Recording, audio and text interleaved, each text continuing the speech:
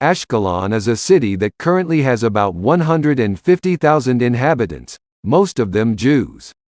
The origin of the name Ashkelon is probably from the word shekel, due to the place being a trade center.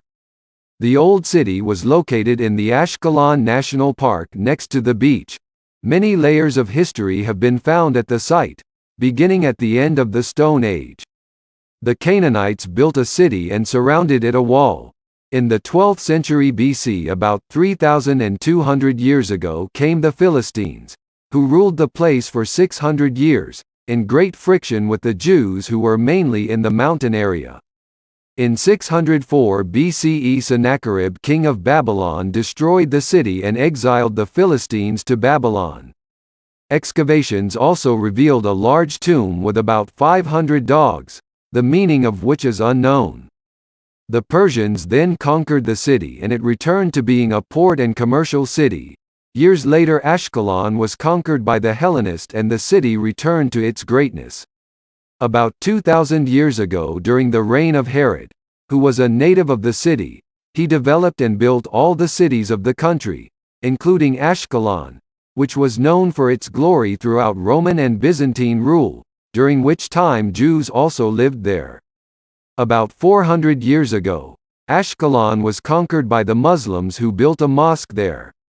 500 years later, the Crusaders came from Europe. The Muslims fortified the city and tried to defend it, but the city was conquered, destroyed and rebuilt. After 100 years, the Muslims regained control of the place, and a few years later lost again to the Crusaders.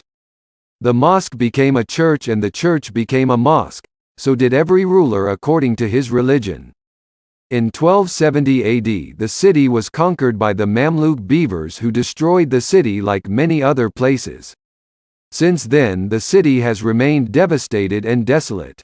About 500 years ago, an Arab settlement called Al-Maidal began in the area of the Migdal neighborhood that is today in the city center.